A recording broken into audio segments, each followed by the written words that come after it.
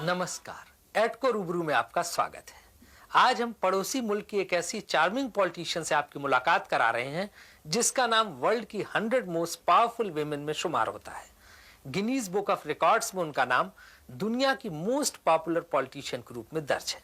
वे 2 बार अपने मुल्क की प्राइम मिनिस्टर रह चुकी हैं, पर इन दिनों उनके सितारे गर्दिश में हैं। अब ना तो उनका पहले जैसा जलवा है और ना पहले जैसी पॉपुलैरिटी। जी हाँ, तमाम तरह के सीरियस एलिगेशन से जूझ रही इस मोहतरमा का नाम है बेनजीर भुट्टो। पावर में हो या ऑपोजिशन में, बेनजीर भुट्टो में फाइटिंग स्पिरिट कमाल की है।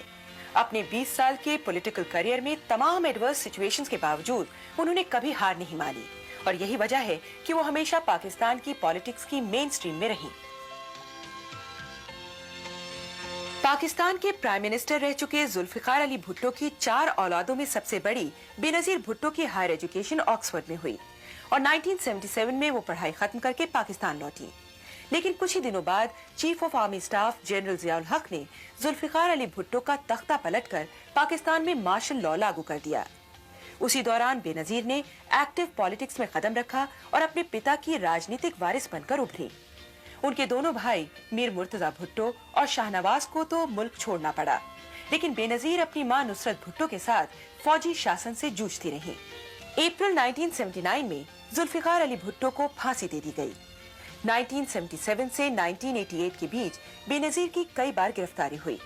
कभी उन्हें जेल में रखा गया तो कभी हाउस अरेस्ट कर दिया गया। 1984 में उन्हें देश छोड़ने तक को मजबूर कर दिया गया, लेकिन बेनजीर अपनी आवाज बुलंद करती रही। 1986 में वो वापस पाकिस्तान लौटी और दिसंबर 1987 में आसिफ जरदारी से उनकी शादी हुई। अगस्त 1988 में हुए एक प्लेन क्रैश में जियाउल हक की मौत के बाद पाकिस्तान में हालात बदले। नवंबर 1988 में चुनाव हुए और बेनजीर मात्र 35 वर्ष की उम्र में पाकिस्तान की प्राइम मिनिस्टर बनने में कामयाब हुई। कुछ महीनों तक तो पूरी दुनिया की मीडिया ने उन्हें हाथों हाथ लिया, लेकिन बेनजीर और उनकी सरकार पर करप्शन के गंभीर आरोप लगने शुरू हो गए। खास तौर से आसिफ जरदारी उनके पॉलिटिकल ओपोनेंट्स के निशाना बने रहे और आखिरकार 6 अगस्त 1990 को प्रेसिडेंट ने बेनजीर सरकार को बर्खास्त कर चुनाव की घोषणा कर दी। उस चुनाव में बेनजीर की शिकस्त हुई और नवाज शरीफ नए प्राइम मिनिस्टर बने, लेकिन मात्र 3 साल बाद 1993 में उनकी सरकार को भी बर्खास्त कर दिया गया और अक्टूबर 1993 में हुए चुनाव के बाद बेनजीर दूसरी बार पावर में लौटी। इस बार भी बेनजीर और उनके पति आसिफ जरदारी पर करप्शन के सैकड़ों चार्जेस लगे। यहाँ तक कि 1994 में पाकिस्तान लौटे बेनजीर के भाई मुर्तजा भुट्टो ने भी उनकी सरकार के खिलाफ मुहिम चलाना शुरू कर दिया। इसी बीच सितंबर 1996 को मुर्तजा को कराची स्थित उनके पुश्तैनी निवास पर कथित तौर से फर्जी पुलिस मुठभेड़ में मार दिया गया। मुर्तजा समर्थकों ने इस असैसिनेशन के पीछे आसिफ जरदारी का हाथ होने का आरोप लगाया और तमाम हालात के मद्देनजर प्रेसिडेंट फारूक लेघारी ने बेनजीर की सरकार को बर्खास्त कर दिया और जब चुनाव हुए तो पाकिस्तान पीपल्स पार्टी का लगभग सफाया हो गया। इन दिनों बेनजीर के लिए गर्दिश का दौर है। कई गंभीर आरोपों में फंसे उनके पति आसिफ जरदारी जेल में हैं और बेनजीर अदालतों के चक्कर लगा रही हैं। 3 साल तक पावर में रहने के बाद आज आप पोजीशन में हैं, तो आपको कैसा महसूस हो रहा है? हुकूमत एक बहुत बड़ी जिम्मेदारी होती है और एक तौर पर एक किस्म का रिलीफ है कि ये जिम्मेदारी अब हम पर नहीं किसी और पर है, मगर दूसरे तौर पर मुझे अफसोस है कि जो इस्लाही काम हमने शुरू किए थे, जैसे वो पाए तकमील तक पहुंचने वाले थे, हुकूमत को बरतरफ किया गया। 4 नवंबर को मैं बैनुल-अक़वामी माली इदारों के साथ मेरी एक मुलाकात थी और उन्होंने मुझे कहा मुबारक हो, पाकिस्तान अभी सब मुश्किलात को छोड़ करके आगे बढ़ेगा। और उसी रात हुकूमत गई और पाकिस्तान एक बार फिर माली बहरान में मुब्तला है। आपको क्या लगता है कि वजह क्या रही है आपकी सरकार को डिसमिस करने की? क्योंकि वो तो पीपल्स पार्टी के प्रेसिडेंट थे और हमेशा भुट्टो साहब के साथ हो रहे, उनके कलीग रहे, इसके बावजूद उन्होंने क्यों, जबकि आपने उनको प्रेसिडेंट बनवाया था? जी, ये हकीकत है कि अवामी हुकूमत को निकालने में कोई एक्सटर्नल फैक्टर्स नहीं थे। ना स्ट्रीट एजिटेशन था, ना ऑपोजिशन पावरफुल थी। हमारे पास एक मखलूत हुकूमत थी और अगर हुकूमत गई है تو اپنوں کے بے وفائی سے گئی ہے. لغاری صاحب بھٹو صاحب کے ساتھ زیادہ تر کام نہیں کیے تھے, وہ میرے ساتھ زیادہ تر کام کیے تھے. میں اس کو بھائی سمجھتی تھی, اور جب میں نے ان کو صدارت کے لیے نامزد کی تو پوری پارٹی نے میرے کہنے پر لبیک کہا اور ان کو صدر بنایا. مگر میری غلطی یہ تھی کہ ایک بندہ جس کے پاس پہلے کبھی اقتدار نہیں تھا, کہ پھر جیسے کہتے ہیں کہ one gets intoxicated with power, تو وہ نشے میں آ گیا. وہ سوچنے لگا کہ میں سب کچھ ہوں. مجھے جس شاخ پر وہ بیٹھا تھا اس کو ہی کاٹا. سوچا کہ ابھی اس کی ضرورت نہیں ہے, میں سب کچھ ہوں. ان کے ذہن میں بات بیٹھ گئی کہ میں صدر ہوں, بے نظیر کی ضرورت نہیں, پیپلز پارٹی کی ضرورت نہیں, میں اپنا جماعت بنا سکتا ہوں اور میں پارلیمنٹری نظام کو ترک کر کے پریزیڈنشل نظام نافذ کر سکتا ہوں. میں نے تقریر کی تھی کہ جو لوگ ہیں نا سیاسی یتیم, وہ ان کو استعمال کرتے ہیں اور بعد میں لوگ گالیاں ان کو دیتے ہیں جو غلط کام کرتے ہیں, سیاسی یتیموں کو نہیں. مگر افسوس, غداری, بے وفائی ہمارے اپنوں نے کی. میں کسی اور کو قصوروار نہیں کہلاتی ہوں, اور اس لیے میں سمجھتی ہوں کہ پیپلز پارٹی کو سول سرچنگ کرنی چاہیے, تاکہ اگر پاکستان کے عوام ہمیں دوبارہ موقع دیں تو ہمارے اپنے صفوں میں صفائی ہونی چاہیے, تاکہ ہم خود ہی جا کر کے سیاسی خودکشی نہ کریں. تو آپ کے حساب سے لیگاری صاحب جو ہے پریزیڈنٹ رول لانا چاہتے تھے اور پارلیمنٹری ڈیموکریسی کو ختم کرنا چاہتے تھے. جی, اس کا جو ایجنڈا تھا کہ بے نظیر کو نکالوں اور اپنی جماعت بناؤں, پریزیڈنشل نظام نافذ کروں, اس لیے اس نے سپریم کورٹ میں ایک رٹ پٹیشن دائر کی, جس کا مطلب یہ تھا کہ نظام کو پریزیڈنشل قرار دیا جائے. اصل میں پرائم منسٹر تھی اور وہ سپٹمبر میں مجھے 26 سپٹمبر کو نکالنے چاہتا تھا, اور میں بھائی مرتضیٰ کو اس لیے قتل کیا گیا تاکہ ایک گولی کے ساتھ 3 شکار ہوں. مرتضیٰ کا قتل, بے نظیر حکومت کا قتل, اور آصف زرداری کا پھر عدالتی کارروائی کے تحت جھوٹے مقدمے کر کے خدا نخواستہ قتل. مگر وہ اس وقت کر نہیں سکے. اللہ کا لاکھ شکر ہے کہ پاکستان کی عدلیہ نے پارلیمنٹری نظام کو برقرار رکھا اور اس آمر کے عزائم کو مٹی میں ڈال دیا. تو آپ کو لگتا ہے کہ جو پریزیڈنٹ تھے مرتضیٰ بھٹو کے اسیسنیشن کے پیچھے ان کا ہاتھ تھا؟ جی, میں سمجھتی ہوں کہ ڈائریکٹلی یا انڈائریکٹلی وہی قاتلوں کو تسلی دے سکتا تھا, کیونکہ اور کوئی مجھے نکال نہیں سکتا تھا. تو قاتلوں کو تسلی پھر کیسے ملتی؟ آخر میں قاتل کہتے ہیں کہ یہ تو پرائم منسٹر کا بھائی ہے, پرائم منسٹر تحقیقات کرے گی, ہمیں پھانسی پر چڑھنا پڑے گا. تو کوئی تھا جس نے کہا کہ فکر نہیں کرو بیٹا, وہ نہیں رہے گی, وہ چلے جائے گی, تمہیں کوئی گرفتار نہیں کرے گا, تمہارے اوپر مقدمہ نہیں چلے گا. اور ایسے ہی ہوا ہے. I have been told by police officials that we were told, just frame Asif, and if you don't frame Asif, we won't let you go. For 6 months, these honorable officers and constables are in jail for no crime of their own, other than they refused to break the law and fabricate a charge against an innocent man. And I really say, thank God there's some good, decent human beings. Because Farooq Laghari, who owes everything to the PPP, tried to destroy it. بے نظیر بھٹو سے سوال جواب کا سلسلہ جاری رہے گا, لیکن تھوڑے انتظار کے بعد.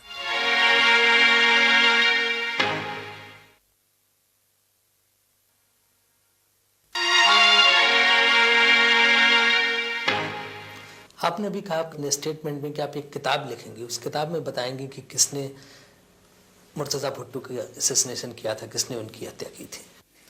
جی, میں کتاب لکھنے کی خواہش رکھتی ہوں. میں امید رکھتی ہوں کہ آنے والے مہینوں میں لکھ سکوں گی. اس کتاب کے اندر میں 3 موقف پیش کرنے چاہتی ہوں. ایک وہ موقف جو میں نے ٹریبیونل کے سامنے پیش کی, ایک وہ موقف جو میری بھابھی نے ٹریبیونل کے سامنے پیش کی یا ان کے افراد نے پولیس کے سامنے پیش کیے, اور تیسرا پولیس کی کہانی، تاکہ لوگ ایک کتاب پکڑ کر کے تینوں کا موقف سن کر کے اپنے نتائج پر پہنچیں۔ لیکن یہ امپریشن کیوں ہے کہ اس کے پیچھے آصف کہاں تھے اور اسی وجہ سے ان کو جیل میں بھی آ جانا پڑ رہا ہے، چارج شیٹ بھی گورنمنٹ نے ان کو کیا ہے، یہ پرسیپشن کیسے آیا اگر آپ کہتے ہیں کہ اس کے پیچھے پریزیڈنٹ کہاں تھا؟ آیا کیونکہ شہید بھٹو کے عناصر اور پریزیڈنٹ کے لغاری کے درمیان ملی بھگت تھی۔ جو میں نے آپ کو کہا کہ صدر لغاری اپنی جماعت بنانے چاہتا تھا تو سوچتا تھا کہ شہید بھٹو کے ساتھ، ممتاز علی بھٹو کے ساتھ، دیگر افراد پنجاب سے، بلوچستان سے، میں ان کو اکٹھا کروں گا اور ایک نئی جماعت بناؤں گا۔ تو وہ یہ لائن دیا تھا کہ بے نظیر مرتضیٰ ہٹ جائیں، ہم سب آ جائیں گے۔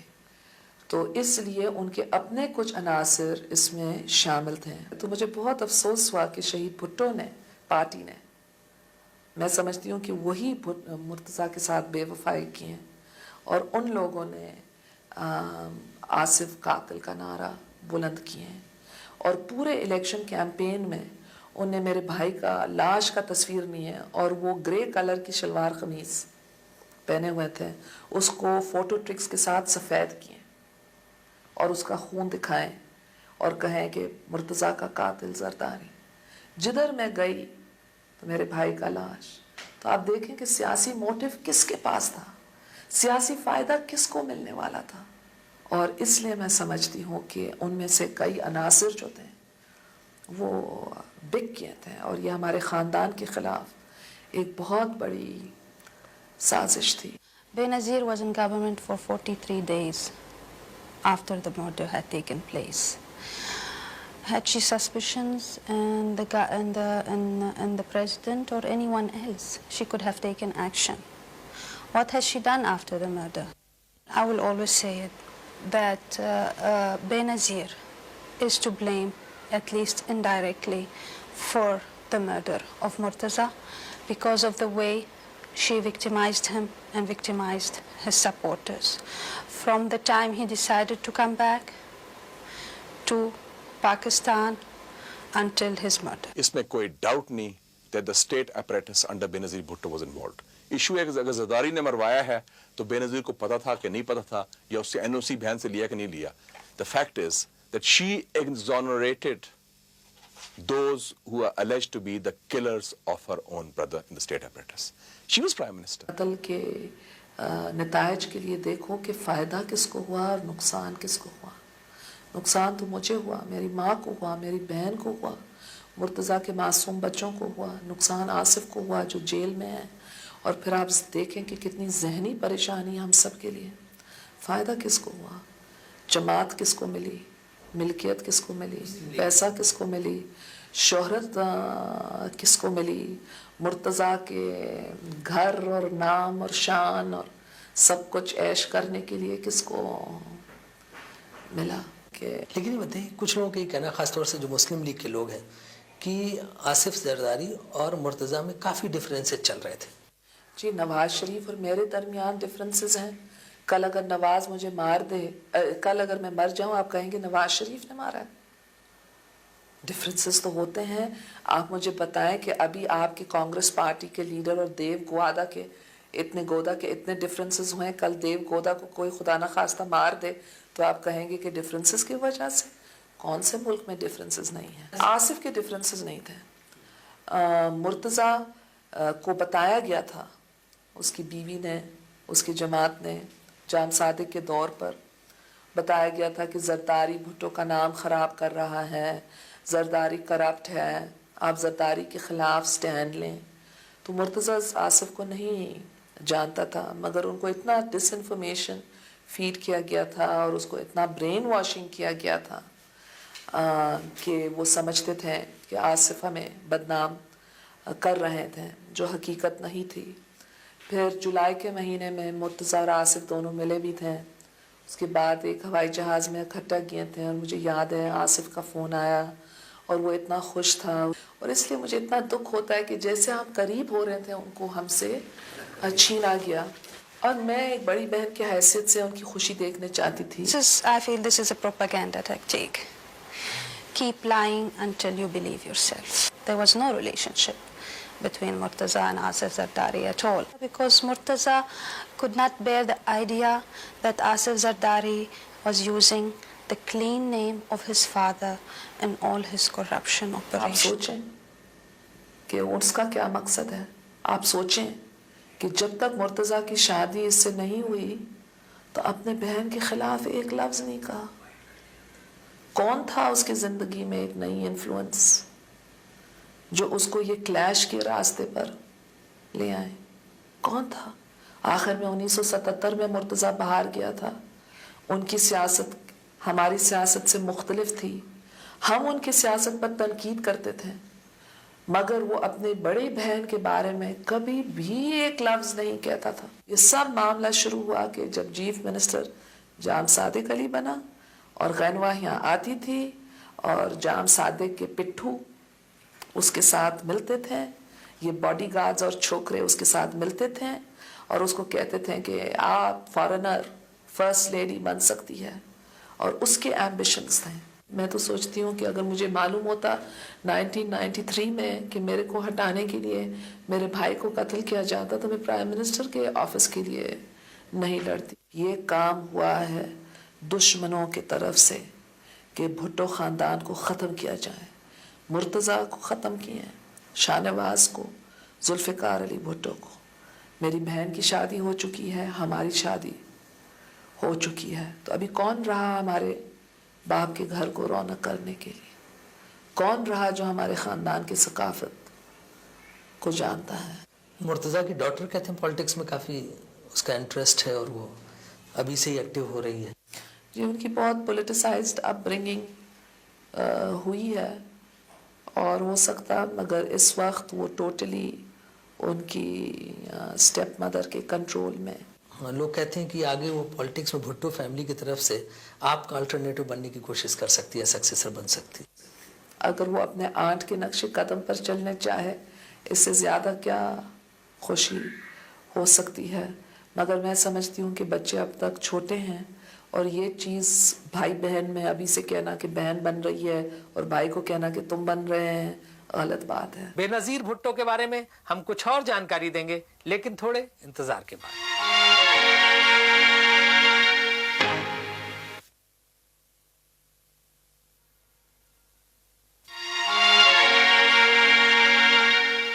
नवंबर 1988 और अक्टूबर 1993 में प्राइम मिनिस्टर बनने के बाद बेनज़ीर भुट्टो की जो इमेज बनी और पहले जो इमेज थी, दोनों में काफी फर्क है. पावर में आने के बाद करप्शन के आरोपों और कई मोर्चों पर प्रशासनिक विफलता के कारण उनके दामन दागदार हुए हैं. हालांकि बेनज़ीर और उनके समर्थक इसे एक प्रोपेगेंडा मानते हैं. बहरहाल आइए एक नजर बेनज़ीर के बारे में लोगों की राय पर. मोहतरमा बेनज़ीर भुट्टो जो है उनका तो मैं आपको बताऊं कि I think this country is too small for her. ये तो मुस्लिम उम्मा की और थर्ड वर्ल्ड कंट्री की लीडर है. Not only that she is leader of Pakistan. Benazir Bhutto is intellectually very superior to all the leaders in Pakistan. I think she is mature politically. It's not that Benazir is immature in any way. I mean, she knows when to strike. She knows what to say. She knows how to handle. She's charismatic, a very intelligent woman. Benazir Bhutto साहिबा ने पाकिस्तान के गरीब आवाम के लिए और पाकिस्तान में जमहूरी अदारों के लिए जो खिदमत अंजाम दी हैं, वो शायद शहीद जुल्फ़िकार अली भुट्टो के बाद उन्हीं को ये सादत नसीब हुई है. उन्होंने इस मुल्क के अंदर जमहूरी अदारों और आइनी हुकूमत को बहाल किया. पीपल्स पार्टी का पॉलिटिकल कल्चर बड़ा कंसिस्टेंट है. When they are in power it is a माल बनाओ पार्टी. खूब माल बनाओ दोनों हाथों से. जब ये पार्टी ऑपोजिशन में आती है तो इट बिकम्स अ जरदारी बचाओ तहरीक, क्योंकि जरदारी ने इतना पैसा खाया होता है. He is put in the slammer. He is a certified crook who looted this country right and left, day in, day out, as a full-time occupation in the 3 years that he and his wife were running this country. माल बनाना तो ज़ाहिर businessman जानते हैं 2 से 4 कैसे बनाए जाते हैं. Motorway के कमीशन हमने नहीं खाए, ठेके हमने नहीं लिए. हमारे पास तो कोई फैक्ट्रियां नहीं है. बेनज़ीर भुट्टो ने लोन कोई रीशेड्यूल नहीं कराए, बेनज़ीर भुट्टो ने कोई फैक्ट्री नहीं बनाई, फैक्ट्रियां तो इनके लीडरों ने बनाई हैं। वो एक दयानतदार सियासतदान है और अपनी कॉज के साथ कमिटेड है। और मैं समझता हूँ कि जो फाइटिंग क्वालिटीज़ इस खातून में है वो पाकिस्तान में इस वक्त किसी लीडर पे नहीं। मैं ये समझता हूँ कि वो एक खातून हैं, एक अच्छी डिबेटर हैं, वही कॉलेज लेवल की धुआंधार तकरीर करने वाली, वो स्टेट्समैन भी नहीं हैं, वो चीफ एग्जीक्यूटिव भी नहीं बन सकती, वो एक अच्छी पॉलिटिशियन भी नहीं। Politics have become a mean to protect your personal interests. Now, in this sense, Benazir, yes, is a politician. But otherwise, I don't see her as a stateswoman. A stateswoman doesn't go in public and say that my brother wanted to divorce my sister-in-law. A stateswoman does not let things come to the point where her brother gets killed when she's the prime minister. I think Benazir is a very good actress. She's quite fake and funny. She wants to gain sympathy. She tried to play that card before she was ousted.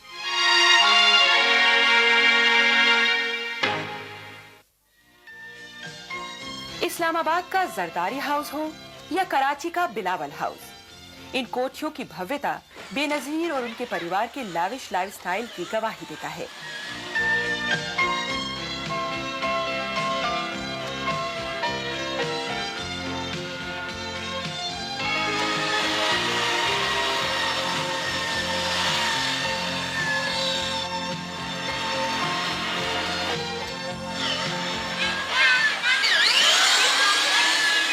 इन सब के बावजूद बेनजीर अपने आप को simple living में यकीन करने वाली पॉलिटिशियन मानती हैं। मैं एक अवामी पर्सन हूँ। मेरी परवरिश 60s में हुई। 60s के अंदर ये सब यपी कल्चर और नूवो रीश कल्चर नहीं था। 60s के अंदर बहुत मतलब कल्चर था, plain style, plain living, simple habits. तो मेरे आदतें जो हैं वो बहुत सिंपल हैं और लोग समझते हैं कि क्योंकि प्राइम मिनिस्टर की बेटी है और प्राइम मिनिस्टर खुद रही हैं तो डिज़ाइनर क्लोथ और डिज़ाइनर चीज़ों का शौक होगा, मगर ऐसे बात नहीं है। अब बेनजीर की इन बातों में सच्चाई चाहे जितनी हो, पर पाकिस्तान की जनता आसानी से उनकी इस बात पर यकीन नहीं करेगी। बहरहाल बेनजीर की फैमिली लाइफ के बारे में उनसे कुछ और सवाल जवाब। आप बच्चों को कितना टाइम दे पाती हैं? और मैं आप लोगों को कितना टाइम देती हूँ? आप कितना मैं टाइम देती हूँ बताओ ना। तो मैं आपके साथ बैठती हूँ, खाना खाती हूँ, किताब पढ़ती हूँ, स्टेंसिल करती हूँ, बताओ। मम्मी तुम्हारे साथ वक्त गुजारती है कि नहीं? चली जाती है? देर के लिए चली जाती है? मिस करती हो? अगर तुम्हें स्कूल जाना पड़ता है और मुझे काम पर जाना पड़ता है ना, मैं कोशिश करती हूँ टाइम देने के लिए, मगर बच्चे ज़्यादा टाइम चाहते हैं और जब मैं वापस आती हूँ तो ज़ाहिर है बहुत खुश हो जाते हैं। अच्छा, जब आप प्राइम मिनिस्टर थी तब और अब आप जब अपोजिशन में हैं तब, तो ऐसा नहीं लगता है कि जब अपोजिशन में होती हैं तो बच्चों के साथ या फैमिली के साथ आप ज़्यादा टाइम दे पाती हैं? बिल्कुल, जब मैं प्राइम मिनिस्टर थी तो कम वक्त देती थी। पहले मैं इनके साथ किधर जा नहीं सकती थी, तो जब मैं प्राइम मिनिस्टर नहीं बनी तो बच्चे सब बहुत मायूस थे। तो जब मैं वापस आई मैंने कहा आप लोग मायूस क्यों हैं? अभी मैं प्राइम मिनिस्टर नहीं हूँ, मैं आपको ज़्यादा वक्त दे सकूँगी। Remember? And he all said, hooray. Benazir के बच्चों को अपनी माँ से ज्यादा लगाव है या अपने पिता से? किससे? मैं सोची दोनों से। और बिलावल? टू। और आप आसिफा? असल में दोनों से अटैच हैं। वो यहाँ बैठे होंगे तो उनको यूं कहेंगे, बहुत बड़े डिप्लोमेट्स हैं। पॉलिटिक्स से फुर्सत मिलने पर क्या करना पसंद करती हैं बेनजीर? मुझे किताबें पढ़ने का शौक है। बेसिकली मैं ऑटोबायोग्राफीज पढ़ती रहती हूँ और कभी कभी कोई ऐसे फेमस किताब आ जाए, जैसे अभी मैं अमेरिका में थी तो मार्शा क्लार्क जो ओजे सिम्पसन केस में वकील थी, उसने एक किताब लिखा था विदाउट अ डाउट, तो मैं वो ख़रीद ली और रास्ते में वो मैं पढ़ती रही। तो इस किस्म के तरीके से मैं पढ़ती रहती हूँ। मेरे पास एक और किताब भी मिला है जो इंदिरा गांधी का ऑटोबायोग्राफी है, तो मैं वो भी पढ़ रही हूँ। कभी कभी मुझे गॉसिप किताबों का भी शौक होता है اور جب میں گاسپ کتاب پڑھتی ہوں میں سمجھتی ہوں کہ میں بے وفا ہو رہی ہوں. جیسے جو کینیڈی کی بیوی نے ایک کتاب لکھا تھا بروکن فیتھ, تو کیونکہ وہ ہمارے ساتھ کالج میں ہوتے تھے تو میں نے وہ کتاب خریدی دیکھنے کے لیے کہ کیا لکھے ہیں, اور کبھی کبھی میں اور ایسے ہی خرید لیتی ہوں, پھر میں کہتی ہوں میں نے کیوں خریدا. امید ہے ایٹ کو روبرو کا ایپیسوڈ آپ کو پسند آیا ہوگا, پر بے نظیر بھٹو سے ہماری یہ بات چیت ابھی ادھوری ہے.